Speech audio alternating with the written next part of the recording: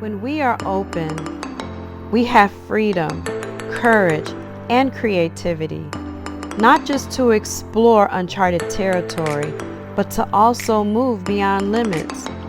Join me as I journey to escape the matrix, move beyond social norms, and redefine what personal sovereignty and freedom looks like.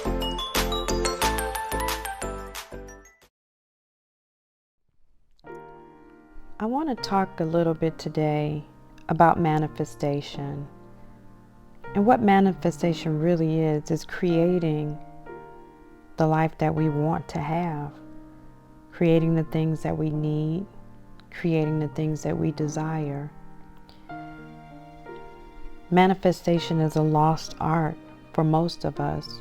We aren't even aware of the creator beings that we are. Even though manifestation is seen as a spiritual practice, it doesn't mean you need to hold a specific set of beliefs in order to be able to manifest. The only thing you really need to do is to believe in your own ability to manifest whatever it is you desire. But how do you build that faith in yourself? We spend so much time working, worrying, surviving. We don't know how we're going to pay the bills. We have such little faith in ourselves that we hold on to jobs that don't serve us.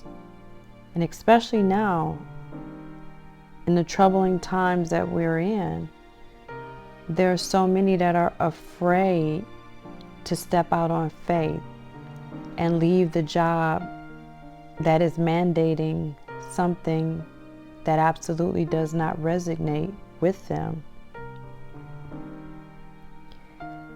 We are creator beings. We were made in the image of God, who is our creator. I'm not getting religious on you, but it is the truth.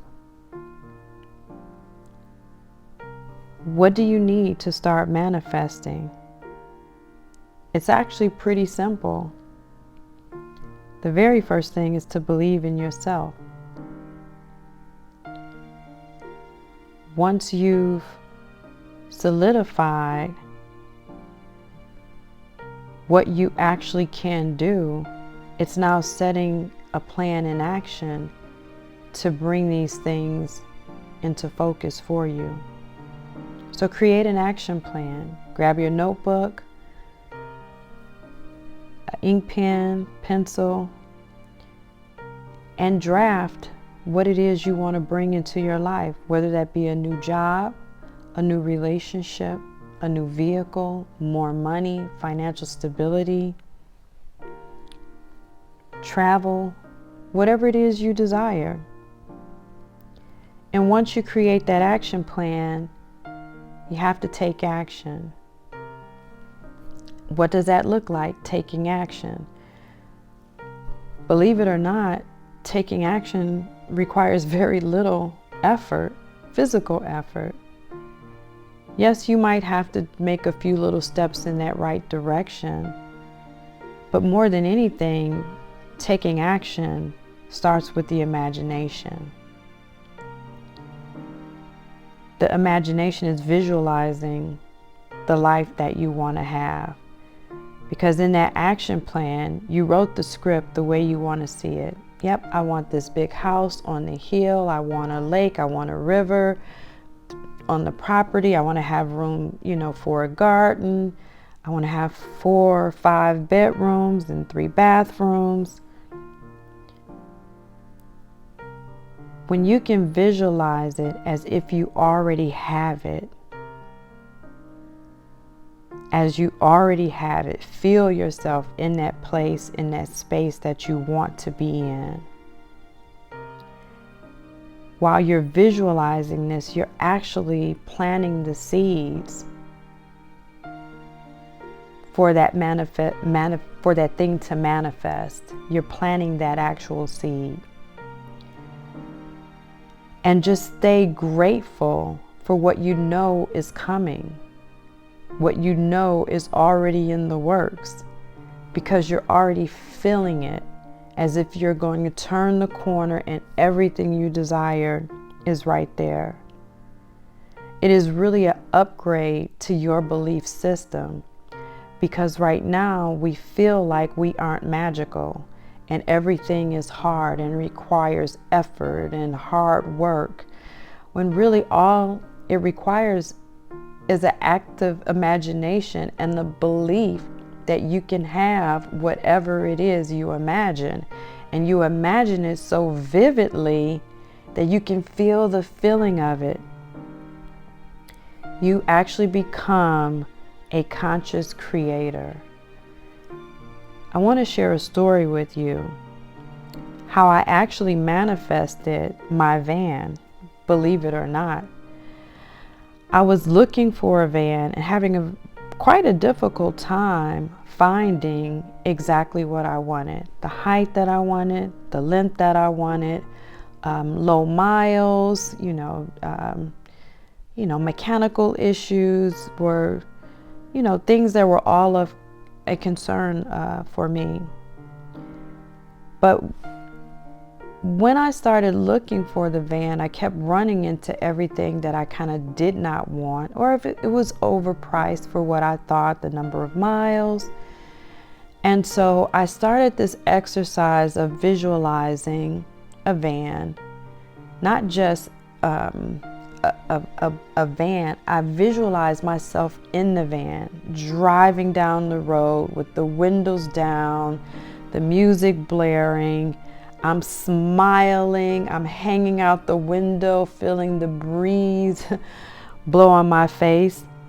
And I don't have this van yet, but I feel like I do, and I'm feeling the thrill of it all, and I'm feeling the love of the van, and I'm looking in, my rear view mirror, and I'm looking at the interior of the van, and I'm just imagining. I'm imagining myself in the van as if I already have it.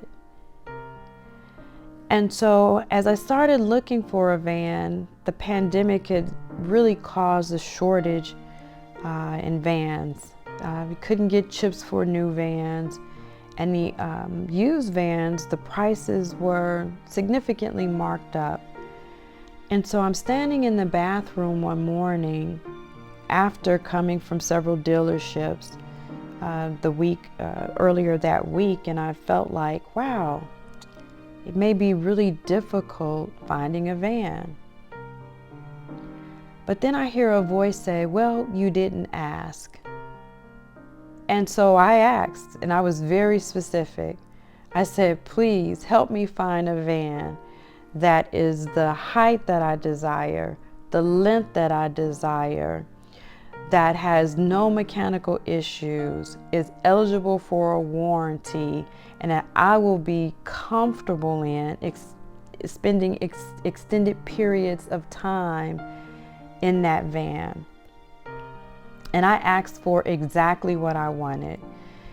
And that entire day, I visualized that van coming to me. And how I did it, I imagined a river and things flow downstream.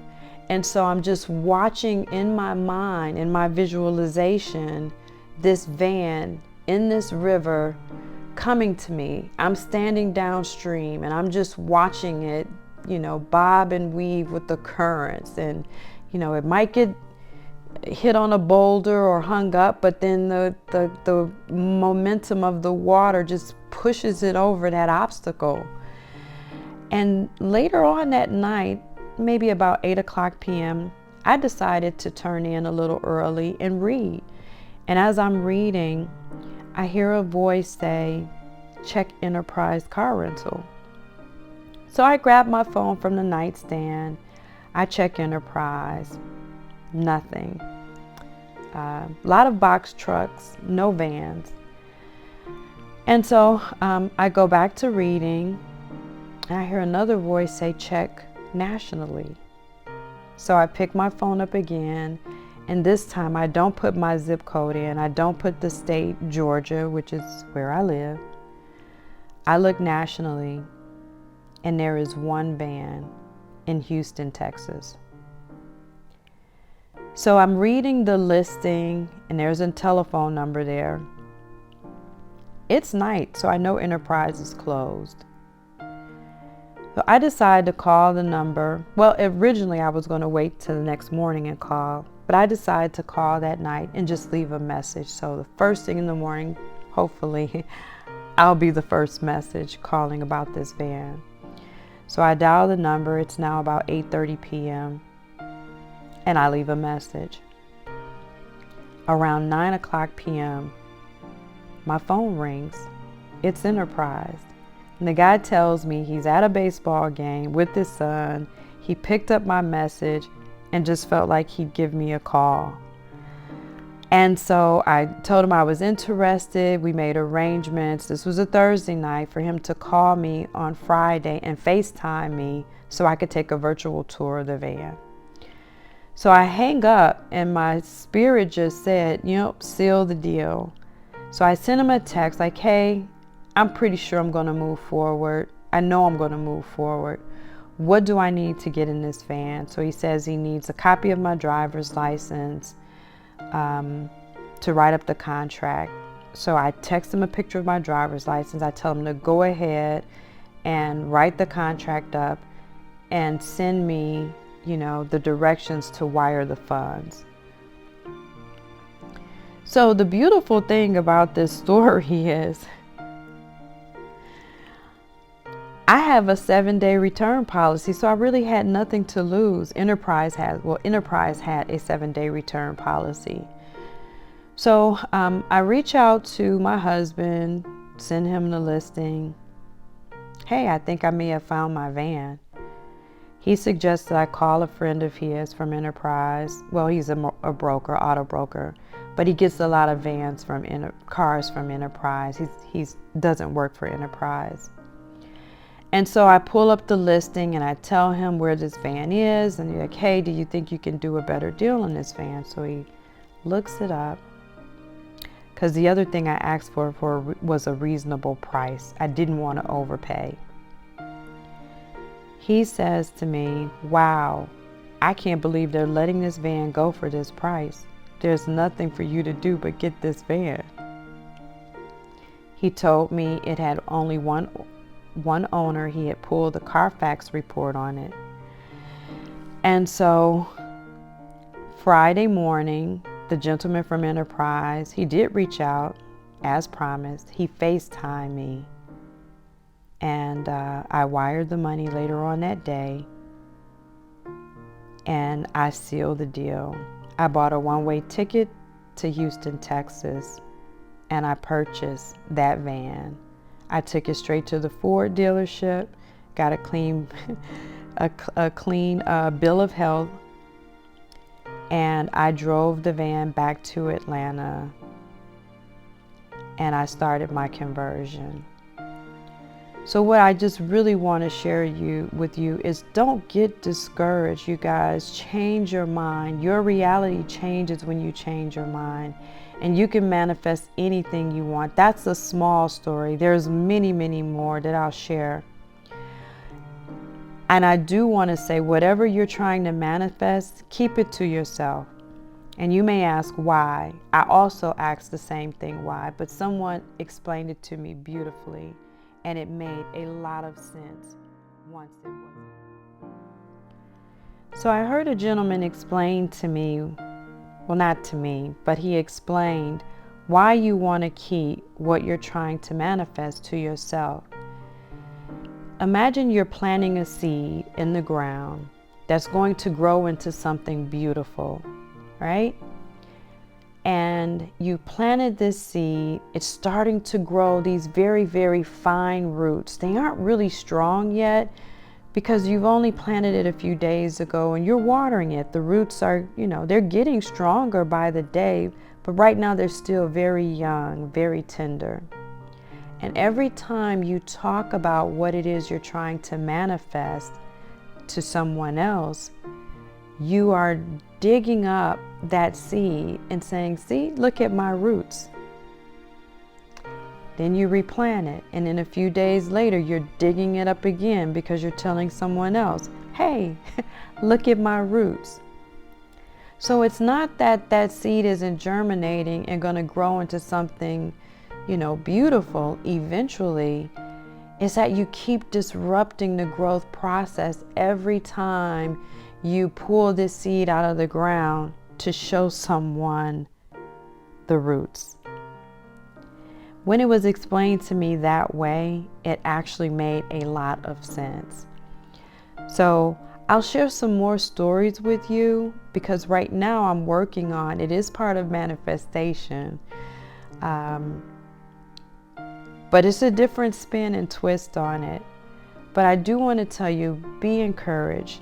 You are a creator being and you create your reality.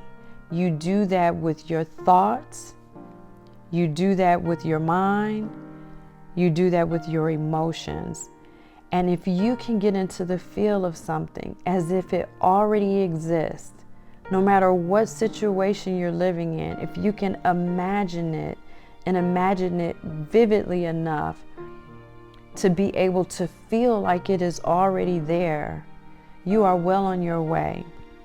And don't get discouraged. Don't get discouraged because it takes longer than what you thought. Because what we put ourselves into a mind trap with feeling like this doesn't work because it didn't happen as fast as we thought it should happen.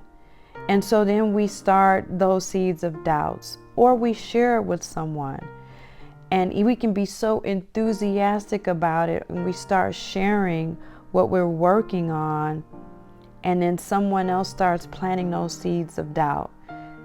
That doesn't make sense. You have to do it this way. There's no way you're going to get from point A to point B if you don't do X, Y, and Z. And then you're deflated again. Again, you're still pulling up that plant and showing someone the roots. So be encouraged, you guys. I hope this helps someone.